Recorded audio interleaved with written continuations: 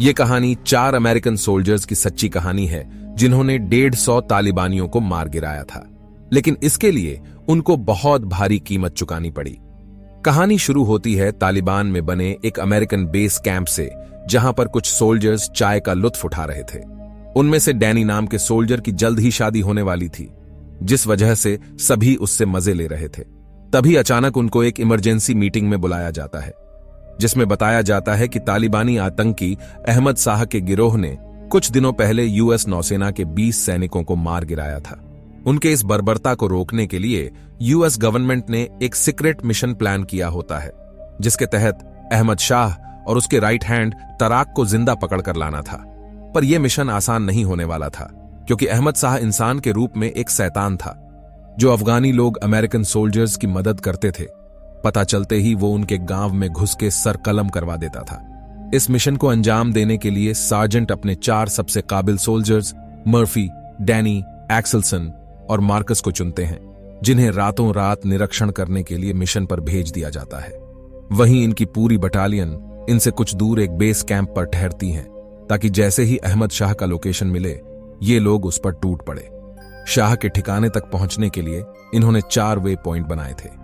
हर way point cross करते ही base को खबर करते जा रहे थे, लेकिन आखिरी वे पॉइंट पर सिग्नल्स काफी वीक था। ये लोग जैसे तैसे संपर्क करके बताते हैं कि वो आखिरी वे पॉइंट पर सही सलामत पहुंच गए हैं, जिसके बाद उनके साथ जो एयर सपोर्ट था वो भी बेस पर लौट जाता है। अब इनके सामने वो गांव होता है जिसके अंदर अहमद शाह के होने की खबर मिली थी। मर्फी दूरबीन लगाकर देखता है तो वहां पर अहमद शाह के साथ साथ उसकी पूरी आर्मी थी। टारगेट की पुष्टि होते ही डैनी तुरंत बेस पर खबर भेजने की कोशिश करता है, पर रेडियो में सिग्नल्स नहीं आ रहा होता। तभी वहां पर किसी के आने की आहट आती है। दरअसल वो चरवाहे थे जो बकरी चराने जा रहे थे। उनमें से एक का पैर मार्कस के पैरों पर पड़ जाता है, जिससे वो इनको देख लेते हैं और भागने की कोशिश करते हैं, लेकिन कामयाब नहीं हो पाते। उन चरवाहों के पास से एक सैटेलाइट फोन मिलता है, जिससे कंफर्म हो जाता है कि वो तालिबानी है। अब ये लोग असमंजस में पड़ जाते हैं, क्योंकि वो निहत्थों को मार नहीं सकते थे, और अगर छोड़ते तो मिशन यहीं पर फेल हो जाता। ये लोग छूटते ही शाह को खबर कर देते। वही रेडियो काम नहीं कर रहा होता, इसलिए मर्फी तुरंत सैटेलाइट फोन से बेस पर फोन लगाता है, लेकिन सिग्नल वीक था, जिस कारण सार्जेंट से बात करने से पहले ही फोन कट जाता है। उधर से वो लोग काफी ट्राई करते हैं, पर संपर्क नहीं हो पाता।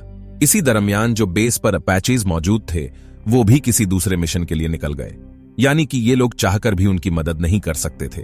उधर मर्फी डिसीजन लेता है कि वो इन चरवाहों को छोड़कर पहाड़ की सबसे ऊंची चोटी पर जाएंगे और वहां से बेस पर संपर्क करके घर वापस लौट जाएंगे। हालांकि एक्स उसके बातों से सहमत नहीं होता। वो कहता है कि अगर आज अहमद शाह हमारे हाथों से निकल गया तो वो कल फिर और 20 नौसैनिकों को मारेगा। पर मर्फी इस मिशन को लीड कर रहा था, इसलिए उसे उसकी बात माननी पड़ती है। जिसके बाद वो चरवाहों को रिहा कर चोटी की तरफ बढ़ने लगते हैं, जो कि इनकी सबसे बड़ी गलती थी। वो चरवाहा इनसे दुगनी रफ्तार से शाह के पास जा रहा होता है। इधर ये लोग चलते चलते गलत चोटी पर पहुंच जाते हैं, जहां पर अभी भी रेडियो सिग्नल्स नहीं आ रहा होता, ना ही सैटेलाइट फोन काम कर रहा होता है। इसलिए वो चोटी से उतर जाते हैं। मर्फी कहता है कि अगर शाम तक बेस से संपर्क नहीं हो पाया तो वो यहां से निकल जाएंगे। तभी एक्स को स्कोप में हलचल दिखती है। आहट पाते ही ये सभी सतर्क हो जाते हैं, और जैसे ही एक्स को क्लियर शॉट मिलता है वो सीधे उनके भेजे में गोली मारता है। इनके पास लॉन्ग रेंज की गन थी जिस पर स्कोप लगा हुआ था, इसलिए वो दूर से ही एक एक को निपटाते जा रहे थे। उधर से तालिबानी भी AKM से धड़ाधड़ गोलियां बरसाते हुए करीब आ पहुंचे थे। तभी एक गोली डैनी की 2 अंगुलियां उड़ा ले जाती है। एक्स के कंधे पर भी गोली लग जाता है, फिर भी ये लोग उनको निपटा देते हैं।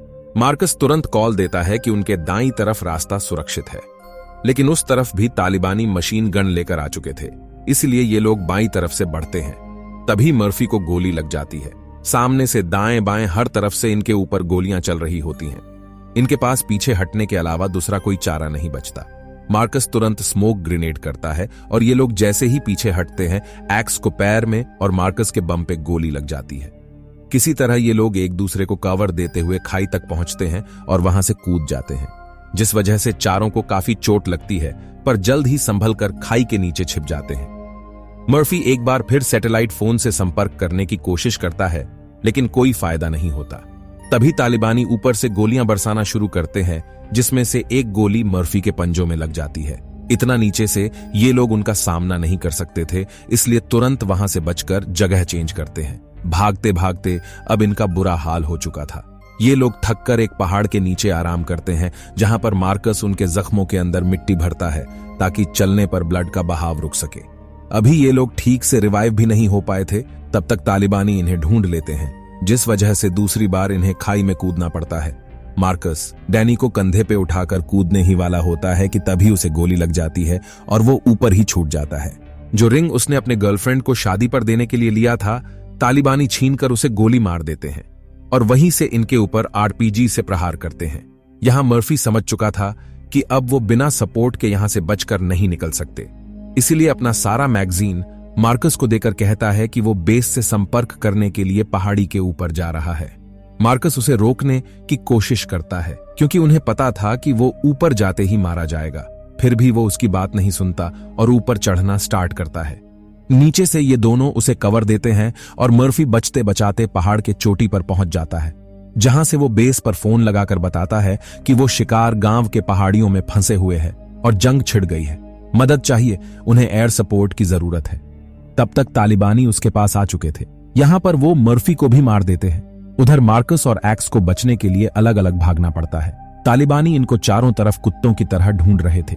तभी आसमान में 2 अपैचीज दिखती है, जिन्हें देख मार्कस और एक्स के खुशी का ठिकाना नहीं होता, क्योंकि उनका साथ देने उनके भाई लोग मैदान में आ चुके थे। पर जल्द ही ये खुशी मातम में बदल जाती है। अभी वो लोग लैंड भी नहीं हुए थे कि तभी उनके ऊपर आरपीजी से हमला हो जाता है, जिसमें अपैची क्रैश हो जाती है और उसमें सवार सभी सोल्जर्स मारे जाते हैं। दूसरी अपैचे पर भी अंधाधुंध फायरिंग हो रही होती है। इससे पहले कि वो भी क्रैश होता, वो लोग बेस पर वापस लौट जाते हैं। इधर एक्स घिर चुका था और उसकी मैगजीन भी खाली हो गई थी। फिर भी वो अपने पिस्टल से 2 तालिबानियों को निपटा देता है, जिसमें उसको भी 2 गोलियां लग जाती हैं और वो अपने आखिरी सांस तक जाबाजों की तरह लड़कर शहीद हो जाता है। उधर बेस से 4 और हेलीकॉप्टर निकल चुके थे। वहीं मार्कस चारों तरफ एक्स को आवाज लगाकर ढूंढ रहा होता है, जिसे सुनकर तालिबानी उस ओर आरपीजी दाग देते हैं। हालांकि मार्कस इस हमले में बच जाता है और जाकर ठीक उनके पहाड़ के नीचे छिप जाता है। तभी ऐन वक्त पर हेलीकॉप्टर्स यहां आ पहुंचते हैं, जिससे तालिबानियों का ध्यान मार्कस से हट जाता है और वो हेलीकॉप्टर्स भी जब कुछ हलचल नहीं दिखता तो वापस लौट जाते हैं। देखते ही देखते शाम भी हो चला था, इसलिए मार्कस इसी पहाड़ के नीचे सो जाता है। अगली सुबह उठते ही वो अपने पैरों को देखता है, जिसकी एक हड्डी टूटकर बाहर निकल आई थी। किसी तरह वो उसे फिक्स करके आगे बढ़ना स्टार्ट करता है और आगे चलते चलते काफी दूर निकल जाता है। एक जगह पर उसे पानी से भरा गड्ढा मिलता है, जिसके अंदर छलांग लगाकर वो अपनी प्यास बुझा रहा होता है कि तभी कुछ अफगानी वहां पर आ जाते हैं, जिन्हें देख वो हाथ में ग्रेनेड लेकर उनको पास आने से रोकता है, पर वो उसकी मदद करना चाहते थे। वहीं आसपास तालिबानियों की भी आवाज सुनाई देने लगी थी, जो अभी भी मार्कस को ढूंढ रहे थे। उसके पास इनके ऊपर भरोसा करने के अलावा दूसरा कोई चारा नहीं बचा था, इसलिए वो इनके साथ जाता है। इस अफगानी का गांव पास में ही था और ये वही आदमी था जिसके भाई की अहमद शाह ने गर्दन कटवा दिया था, क्योंकि वो भी किसी अमेरिकन सैनिक की मदद किया था, यानी कि तालिबानी उसके दुश्मन थे। अब वो मार्कस को ले जाकर अपने घर में पनाह देता है, पर गांव का ही एक आदमी नहीं चाहता था कि वो कोई अमेरिकन सोल्जर की मदद करे। उसे डर था कि तालिबानी ये जानते ही पूरे गांव को आग लगा देंगे। वहीं मार्कस उनकी भाषा को नहीं समझ पा रहा होता, इसीलिए वो बार बार कह रहा होता है कि यहीं पे बम फोड़ दूंगा, साले तुम भी मरोगे मैं भी मरूंगा। पर अफगानी भरोसा दिलाता है कि वो उसकी मदद करेगा, जिसके बाद मार्कस मैप पर अपने बेस कैंप का लोकेशन बताकर उसके पीछे एक मैसेज लिखता है और कहता है कि तुम्हें किसी तरह इस मैसेज को बेस तक पहुंचाना होगा। अफगानी तुरंत इस मैसेज को लेकर अपने खास आदमी के हाथों रवाना कर देता है।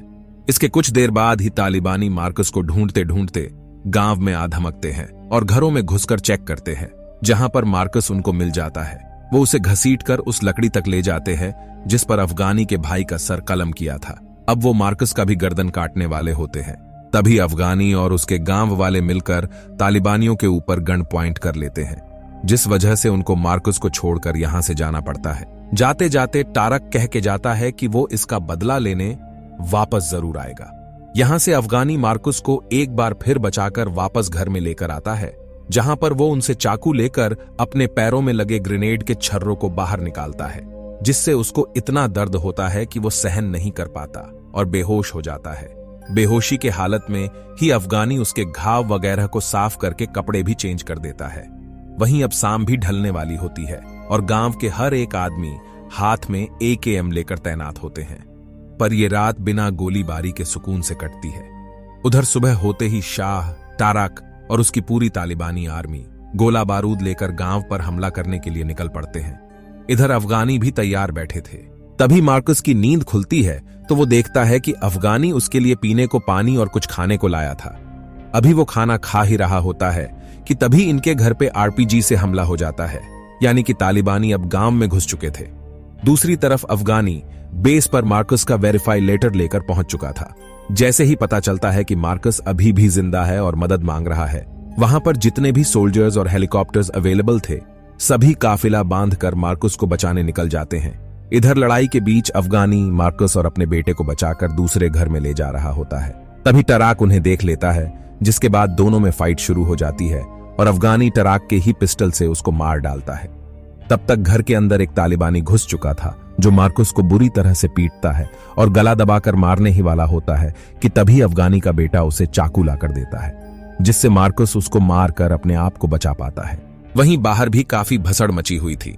चारों तरफ अंधाधुंध फायरिंग और गोला बारूद चल रहा था, जिसमें अफगानियों के बहुत सारे लोग मारे जा चुके थे और अब तालिबानी अंदर घुसने वाले थे। इसी बीच US सोल्जर्स हवाई सपोर्ट के साथ यहां पर आ धमकते हैं, जिससे तालिबानियों को अपने बिल में घुसना पड़ता है।